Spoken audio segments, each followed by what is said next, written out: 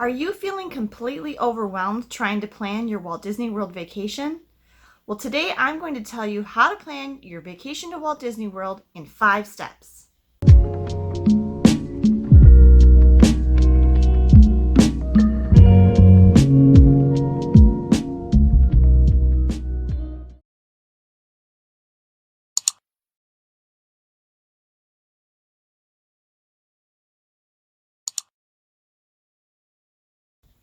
Hello everyone, I am Heather and this is Heather Travels. I give travel tips and advice.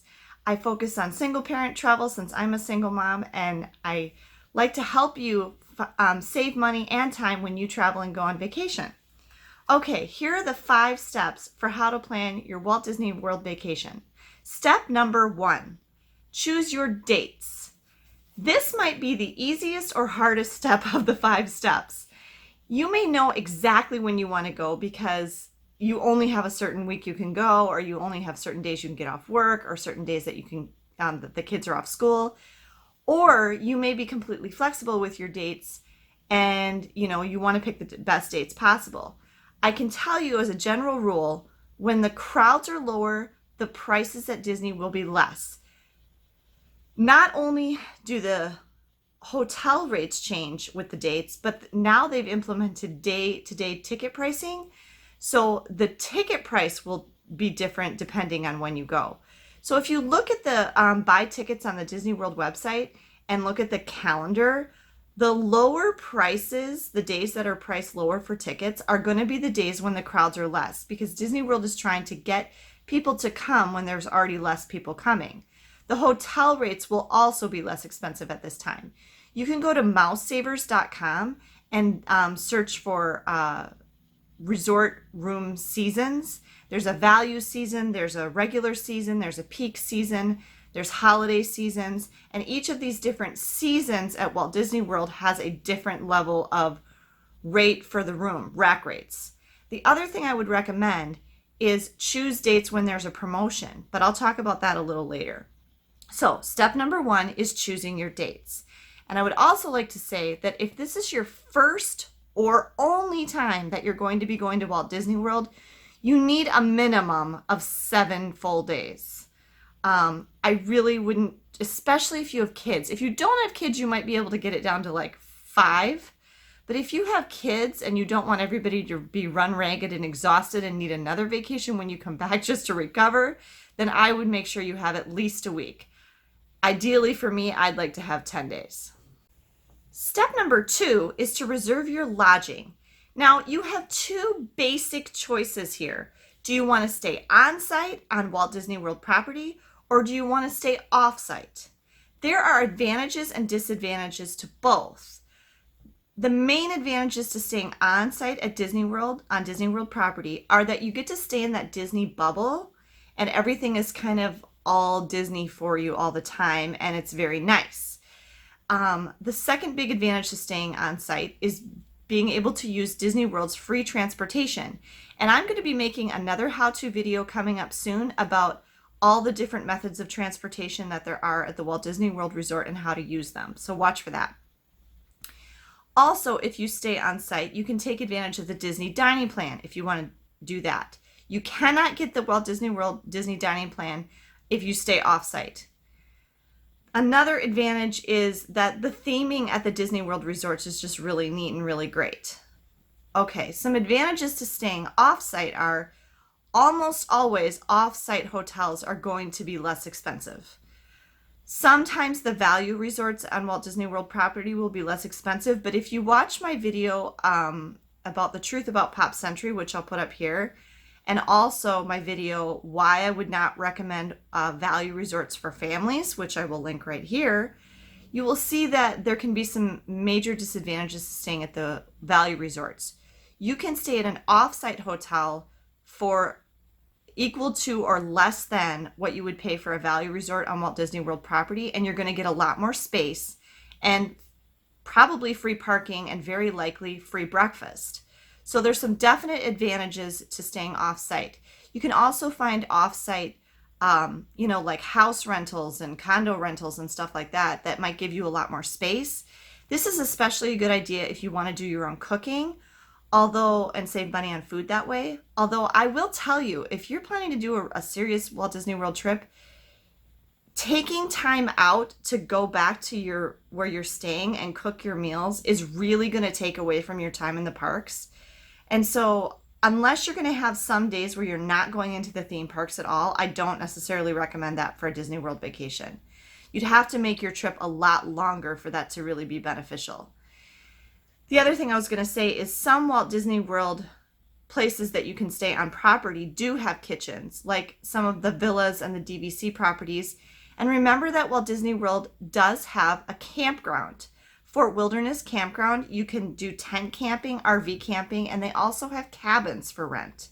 So if that's kind of more your thing, that is an option too, and might be a little bit lower cost. One of the big disadvantages to staying off-site is that then you're probably going to need to rent a car. Some closer off-site hotels do have shuttle bus service to the parks, but it won't be frequent like every 20 minutes like it is on Walt Disney World property. It might only be once or twice a day. So you're probably going to need to rent a car, and you're going to need to do the math to see if renting a car doesn't completely negate any savings you got by staying off-site versus staying at a Walt Disney World Resort hotel. Personally, when I go to Walt Disney World, I prefer to always stay on-site. Couple more things about location there. Recently, there are some off-site hotels that are actually on Walt Disney World property. The Bonnet Creek resorts, if you look up Bonnet Creek, those are actually considered to be on Walt Disney World property, but they are not owned by Disney. So if you look up those hotels, that might be an option for you. They do tend to be a little bit more luxury on the high-end hotels, but if that's something that you like, you might enjoy that as an option. And I do think they have more frequent shuttle service. Another thing is, when you are searching for an off-site hotel, do not search for Orlando. Walt Disney World is not in Orlando. Walt Disney World is actually in Lake Buena Vista, so do a search for Lake Buena Vista or possibly Kissimmee, because that's where you're going to want to be for hotels if you're staying off-site at Walt Disney World. And then one last thing I want to mention about hotels is they have extended, and I'll talk about this more with Fast Passes, they have extended the 60-day Fast Pass booking window to the hotels in the Disney Springs area. So not Walt Disney World owned properties, but hotels that are around Disney Springs, they now get the advantage of having that 60-day Fast Pass window. So hopefully that helps you kind of weigh your options with what to book for your lodging. But booking your lodging is step number 2. Okay, step number 3. And this is going to make you go, what? Okay, step number 1 and step number 2, which is picking your dates and reserving your lodging, you want to do those as soon as possible. It could be a year or more before you're going to go to Walt Disney World. You can book an on-site hotel over a year before you go to Walt Disney World, even if the Disney World packages aren't showing up yet on their website. You can call and make a reservation a long time in advance, and most off-site hotels will allow you to reserve a room up to a year before. Some it's as few as 6 months before, but usually once that year before date passes, you can book a room. Dining reservations is step number 3, making your dining reservations. You can make table service dining reservations at Walt Disney World 180 days in advance. Now, it used to be really important for some dining locations to be ready to make that 180-day ahead reservation right at that 180-day window. And some people are thinking, what? That's 6 months ahead. How am I going to know where I'm going to be and what I want to eat 6 months ahead of time? You probably won't. And then the other thing I want to say is, if you don't plan on eating at any table service restaurants, you don't need to do this step. You can totally skip it. If you plan on eating just counter service or cooking at your lodging place or bringing your own food into the parks, you are allowed to bring your own food into the parks in a cooler. You cannot bring loose ice anymore though. Or you're planning on eating off-site somewhere, then you don't need to do this step. Or even if you're only planning on making 1 or 2 reservations, just know that you can make table service dining reservations up to 180 days before your trip. However, I have found that in my experience, even with the increased crowds at Walt Disney World, I had no problem making day before or even same day table service dining reservations on the My Disney Experience app. There were still plenty of options and plenty of reservations available. So unless you have your heart set on something really specific and difficult to get, and I would say like Be Our Guest for dinner or Cinderella's Royal Table, which is when you eat inside Cinderella Castle, or perhaps one of the signature dining restaurants where it takes 2 table service credits if you have the Disney dining plan. Unless you have your heart set on eating at one of those type places, you really don't need to stress so much about making dining reservations. I mean, I do make my dining reservations as far out as I can, but our last Walt Disney World trip, I didn't even book it until like 3 weeks before we were going to go, and I got all the reservations I wanted with no problem whatsoever. So step 3 is make dining reservations if you need to. Okay, step number 4 is to book your transportation. This involves a couple of different things. First of all, how are you getting to Walt Disney World? Are you driving there in your own car? In that case, you're done. Or are you flying or taking the train, or how are you getting to Walt Disney World? So this would be where you would book your airfare. For us, we're always booking airfare because we're flying from Minneapolis. So the best window to book airfare to get the best price is between 54 and 105 days ahead of your flight. So any farther out than that, and the price is probably going to go down. Any closer than that, and the price is probably going to go up. So you want to be in that 54 to 105 window. Right around day 70 is supposed to be like ideal, but you know. So booking your flights, that's the next step that you want to do. But along with booking your transportation, you need to think about how you're going to get around Walt Disney World when you're there.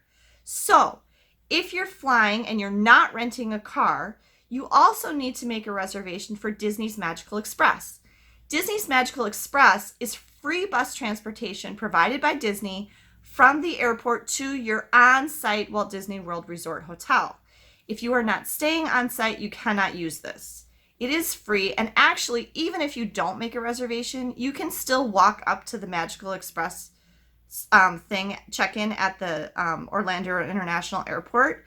That's the only airport it's at. It's down on level 1 where the ground transportation is. You'll see it. There's signs that point you the way. You can still, if you have a resort reservation at Walt Disney World property, they'll still check you in and let you. They'll put you on the next bus. The buses run continually, 24 hours a day. It's no charge to you if you're staying in an on-site Walt Disney World resort. But it does help to have a reservation because then they know you're coming, and you know. But it's no problem if your flight is late or your flight gets in early or you have a delay. Again, it runs 24 hours a day. The only thing about that is if your flight gets in after 10 p.m., you will need to pick up your own luggage from the luggage carousel when you get off your flight and carry it to the bus with you. The driver will put it underneath the bus. If you get in before 10 p.m., they're going to send you a yellow luggage tag to your house before you go to Walt Disney World that you put on your suitcases before you even get on the plane from wherever you're coming from at home.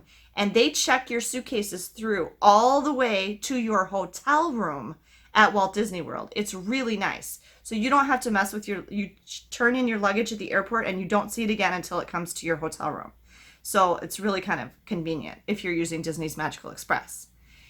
Once you use the Magical Express to get to Walt Disney World, then there's an abundance of transportation options, which I will make in that upcoming video about Walt Disney World Resort transportation. So watch for that. If you are not staying on site, or even if you are, but you want to have a little more control and you decide to rent a car, then this would also be when you would reserve your car rental. There's plenty of options for car rental at the Orlando International Airport. And so then you would make your car rental reservation. So in step number 4, booking your transportation, you're booking your flight, you're booking your Disney Magical Express possibly, and possibly renting a car. Step number 5 is to make your Fastpass reservations.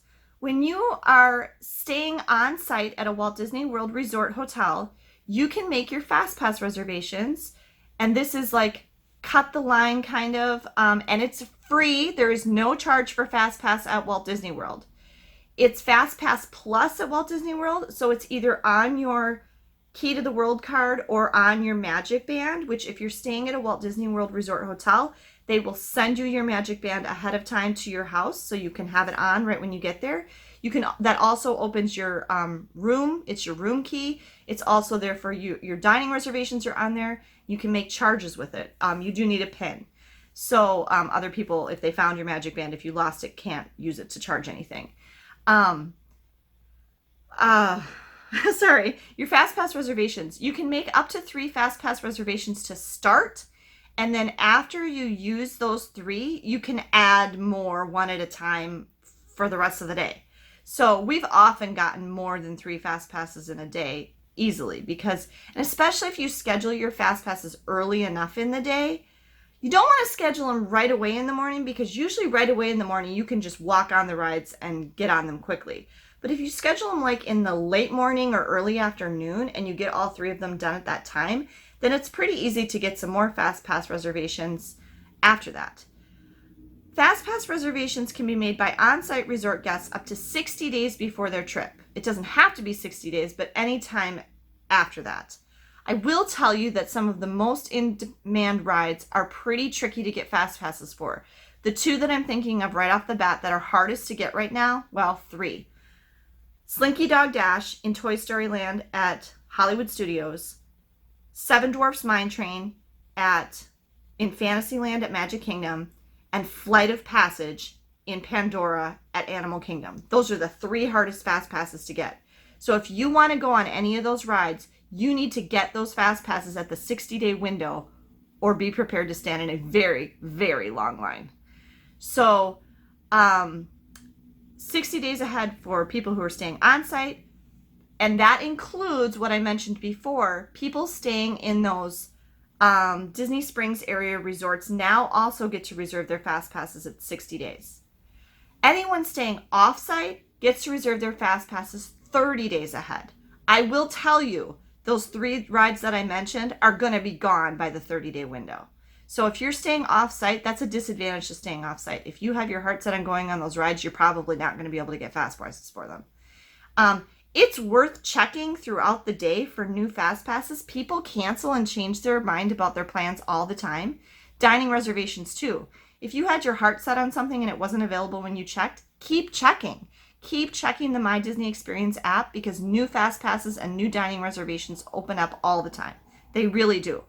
We got last minute dining reservations and last minute Fastpasses on our Walt Disney World trip in March with several times. So Fastpass reservations is your 5th step. So in conclusion, those are your 5 steps for planning your Walt Disney World vacation. Step number 1, choose your dates. Step number 2, reserve your lodging.